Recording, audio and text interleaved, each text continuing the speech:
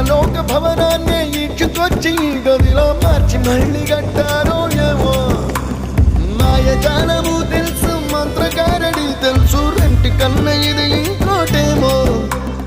నీలాకాశం నేలాకొస్తే ఇట్టాగే ఉంటాది.